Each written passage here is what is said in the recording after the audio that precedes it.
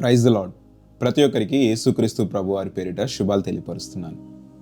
ప్రతిరోజు కూడా దేవుని యొక్క మాటలను ధ్యానించాలని, దేవుని యొక్క వాగ్దానములను గైకొనాలని మీరు చూపిస్తున్న ఆసక్తిని బట్టి నేను దేవుణ్ణి ఎంతగానో స్తుతిస్తున్నాను. ప్రతిరోజు దేవుని యొక్క వాగ్దానమును, దేవుని యొక్క వాక్యమును మనం ధ్యానించడం వలన ఆ రోజులో అనేకమైన అద్భుత కార్యములను మనం చూడగలుగుతాం. ప్రతిరోజు మన శరీరానికి ఆహారం ఏ విధంగా అయితే మనం పెడుతూ ఉంటామో, ఏ విధంగా అయితే శక్తి కావాలని మనం ఆహారం తింటూ ఉంటామో, మన ఆత్మకు కూడా ఆహారం చాలా అవసరం. ఎప్పుడైతే మన ఆత్మకు వాక్యాహారాన్ని మనం అందిస్తూ ఉంటామో, ఆత్మీయ జీవితంలో మనం ఎదుగుతూ ఉంటాం. ఈరోజు వాగ్దానాంశముగా జకర్యా గ్రంథము 8వ అధ్యాయం 15వ వచనంలో, సైన్యములకు అధిపతియగు యెహోవా మనతో ఇలా అంటున్నారు, మేలు చేయి ఉద్దేశించుచున్నాను గనుక భయపడకుడి అని. ఆయన మన ఎడల మేలు చేసే దేవుడు తప్ప మనకు కీడు చేసే దేవుడు కాదండి. ఎంతమంది నమ్ముతున్నారు దేవుడు మనకి మేలు చేస్తాడని? ఈరోజు నీ జీవితంలో ఏదైతే ఆలస్యం అవుతుందని నువ్వు అనుకుంటున్నావో అది నీకు మేలుగా మార్చబోతున్నాడు దేవుడు. ఈరోజు ఏదైతే నీకు ఇబ్బందికరంగా ఉందో దానిని నీకు మేలుగా, ఆశీర్వాదకరంగా మార్చబోతున్నాడు దేవుడు. ఆయన మన ఎడల మేలు చేసే దేవుడు. చూడండి, పరిశుద్ధ గ్రంథమంతా మనం చూసినా ఆయన ఎక్కడా కూడా ఏ ఒక్కరికి కూడా హాని చేయలేదు. ప్రతి ఒక్కరి ఎడల మేలే చేశాడు దేవుడు. కానీ ఆయన మేలులను ఎందుకు మనం పొందుకోలేకపోతున్నాం? ఆయన చేసే అద్భుత కార్యాలను ఎందుకు మనం చూడలేకపోతున్నాం? ఆయన ఇచ్చే ఆశీర్వాదాలను ఎందుకు మనం పొందుకోలేకపోతున్నాం అని అంటే, కీర్తనల గ్రంథం 14వ అధ్యాయంలో ఒక మాట ఉంటుంది, వివేకము కలిగి దేవుణ్ణి వెదకువారు కలరేమో అని ఆయన ఆకాశం నుండి నరులను పరిశీలిస్తున్నాడంట. ఎందుకు మనం దేవుడిచ్చే మేలును పొందుకోలేకపోతున్నాం? ఎందుకు దేవుడిచ్చే ఆశీర్వాదాలను పొందుకోలేకపోతున్నాం అంటే, మొదటిగా మనము దేవుణ్ణి వెతికే వారముగా మనం ఉండాలి. ఈరోజు దేవుణ్ణి వెతికేవారిగా నీవు ఉన్నావా? దేవునికి మొదటి స్థానాన్ని నీవు ఇస్తున్నావా? నిన్ను సృష్టించిన సృష్టికర్తను స్మరణకు తెచ్చుకుంటున్నావా? ఈరోజు ప్రతి ఒక్కరి జీవితాల్లో ఏదో ఒక ఈ లోక సంబంధమైన కార్యం ఏలుబడి చేస్తుంది. అది దేవుని యొద్దకు రానివ్వకుండా వారిని ఆపుతూ ఉంటుంది. ఒక్కసారి దేవుని యొద్దకు మనం వస్తే, దేవుని వైపుకు మనం తిరిగితే ఆయన మన తట్టుకు తిరుగుతాడు. మరి ఈరోజు దేవుడిచ్చే మేలులను, ఆశీర్వాదాలను మనం పొందుకోలేకపోతున్నామంటే ఒకే ఒక కారణం, మనము దేవుణ్ణి వెదకటలేదు, మనము దేవుని వైపు చూస్తలేదు. మరి ఈరోజు దేవుణ్ణి వెతికే వ్యక్తిగా నీవు ఉన్నావా?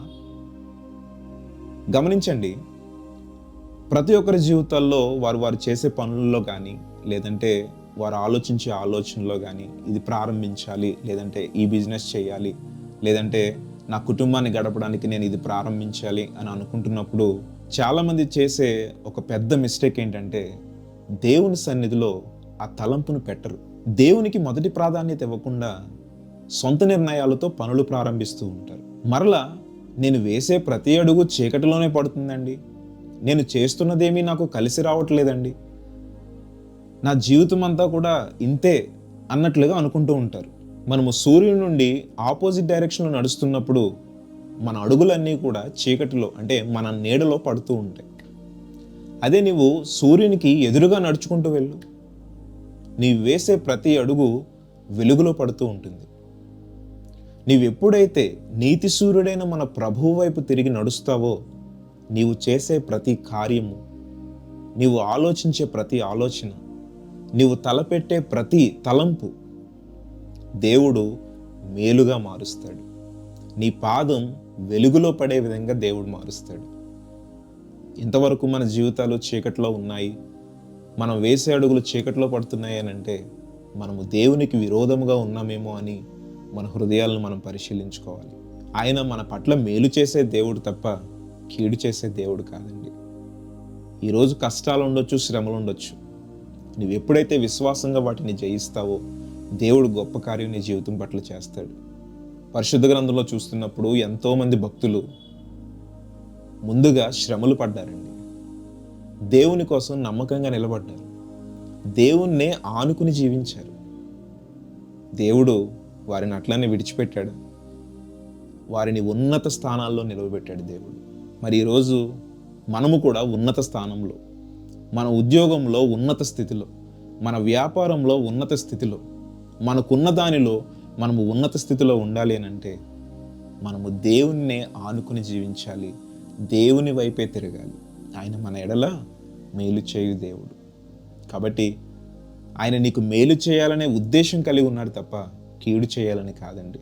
చాలామంది అనుకుంటూ ఉంటారు, దేవుడు ఎందుకో నన్ను పట్టించుకోవట్లేదు, దేవుడు ఎందుకో కీడును నా జీవితంలోకి అనుమతించాడు అని అనుకుంటూ ఉంటారు. కాదండి, ఎప్పుడూ కూడా కీడును నీ జీవితంలోనికి రావాలని దేవుడు అనుమతించడు. నీకున్న శ్రమనో లేదా నీకున్న ఇబ్బందినో నీవు విశ్వాసముతో జయించాలని దేవుడు నీకు పరీక్ష పెడతాడు తప్ప నీ జీవితంలో కీడు జరగాలని లేదంటే నీ జీవితంలో కీడును ఎప్పుడు కూడా దేవుడు అనుమతించడు. ఆయన నీ ఎడల మేలు చేయాలనే ఉద్దేశం కలిగి ఉన్నాడు, గొప్ప బహుమానాన్ని నీకు అందించాలనే ఆశ కలిగి ఉన్నాడు. కాబట్టి ఈరోజే ఇప్పటి వరకు నీవు దేవునికి విరోధంగా తిరిగావేమో, దేవుణ్ణి వెదికే వ్యక్తిగా నీవు లేవేమో, ఒక్కసారి హృదయాన్ని పరిశీలించి ఒకవేళ నీవు అట్లా ఉన్న వ్యక్తివైతే ఇప్పుడే నీవు ప్రభువు వైపుకి తిరిగినట్లయితే దేవుడు ఖచ్చితంగా మన పాపములను క్షమించి ఆయన వారసులుగా చేర్చుకుంటాడు. తన పరిశుద్ధమైన రక్తముతో కడిగి తన కౌగిటిలో హత్తుకుంటాడు.